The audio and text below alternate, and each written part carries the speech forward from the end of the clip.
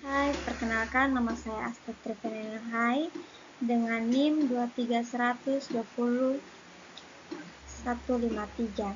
Di sini saya akan mempresentasikan tugas video ini sebagai nilai ujian akhir semester di semester 3.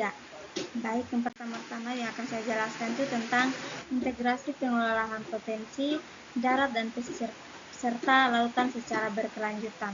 Nah, pertama-tama yang kita akan cek itu apa itu integrasi pengelolaan potensi daratan dan pesisir laut secara berkelangsungan. Nah, integrasi pengelolaan potensi darat dan pesisir serta laut secara berkelanjutan adalah suatu sistem yang kompleks namun saling menguatkan untuk mengelola sumber daya alam secara bijaksana dan berkelanjutan.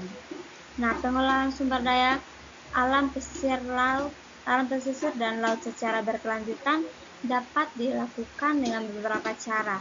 Di antaranya itu, yang pertama itu ada integrasi ekosistem darat dan laut. Yang kedua itu ada integrasi sains dan manajemen. Yang ketiga integrasi antar negara. Yang keempat peran serta masyarakat lokal. Yang kelima itu perencanaan proses kelembagaan. Yang berikut itu dampak positif dan dampak negatif. Ada juga dampak positif dan dampak negatif pada integrasi pengelolaan tersebut. Nah, integrasi pengelolaan potensi darat dan pesisir serta lautan secara berkelanjutan dapat memberikan dampak positif seperti meningkatnya pertumbuhan ekonomi dan lapangan pekerjaan, mewujudkan ketahanan ekonomi nasional, menjaga kualitas ekosistem laut, mengurangi potensi permasalahan dan ancaman, dan memanfaatkan jasa-jasa lingkungan untuk pengembangan pariwisata dan pelayaran. Nah, dampak negatif dari integrasi pengelolaan potensi darat, pesisir serta lautan secara berkelanjutannya itu ada yang pertama itu ekosistem terancam, yang kedua itu pencemaran lingkungan, yang ketiga itu konflik, yang keempat kerusakan sumber daya alam, dan yang terakhir itu naiknya permukaan air laut. Di sini yang kedua akan kita bahas itu tentang peluang bisnis pertanian lahan kering, pariwisata, dan sumber daya perairan. Nah, bidang usaha adalah segala bentuk kegiatan bisnis yang dilakukan untuk menghasilkan barang atau jasa dalam kegiatan ekonomi. Dalam berbisnis, ternyata ada banyak jenis bidang usaha. Bisnis sendiri juga merupakan serangkaian sektor atau bidang usaha yang dilakukan individu atau kelompok yang bertujuan untuk mendapatkan keuntungan atau laba. Nah, ada jenis bidang usaha. Yang pertama itu bidang usaha pertanian. Kedua itu bidang usaha peternakan, bidang usaha perikanan, bidang usaha perdagangan, bidang usaha perindustrian, bidang usaha pertambangan, dan bidang usaha lain-lainnya. Baik, yang ketiga yang akan dibahas itu ada pariwisata selayang pandang. Nah, teman-teman, pariwisata selayang pandang adalah gambaran umum atau pengantar tentang pariwisata.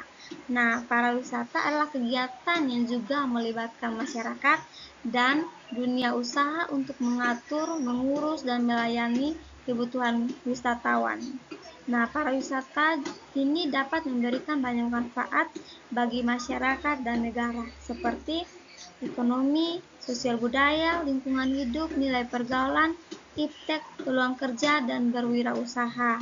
Nah, Indonesia merupakan salah satu negara yang diperhitungkan dalam industri pariwisata karena memiliki iklim alam dan budaya yang beragam dan menarik. Yang berikut itu ada dampak positif dan dampak negatif pada pariwisata. Jadi teman-teman, pada pariwisata juga memiliki banyak dampak positif dan dampak negatif.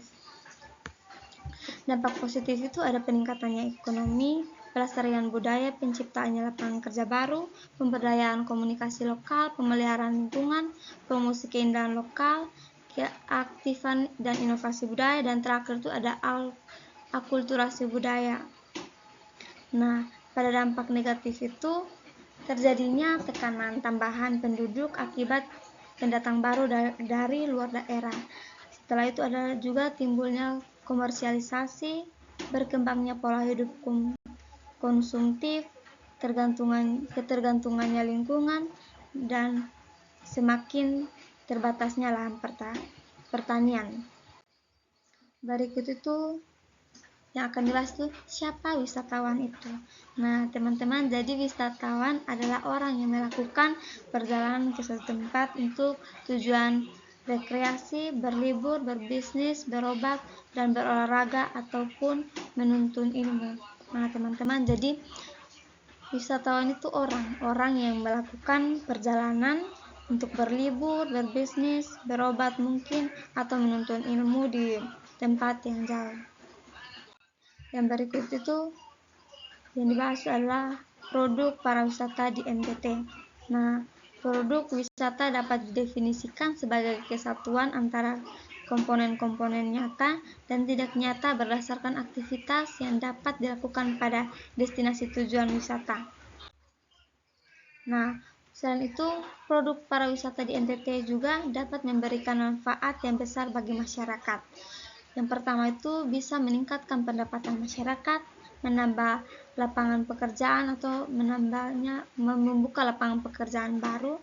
Yang berikut itu mengurangi pengangguran, menghapus kemiskinan dan kelaparan di daerah tujuan wisata, mendorong pertumbuhan sektor lain seperti industri kreatif, perdagangan, dan jasa. Dan yang terakhir itu meningkatkan pendapatan bagi pelaku usaha lokal. Baik, mungkin ini saja sedikit presentasi atau penjelasan singkat dari saya. Kiranya bermanfaat. Terima kasih.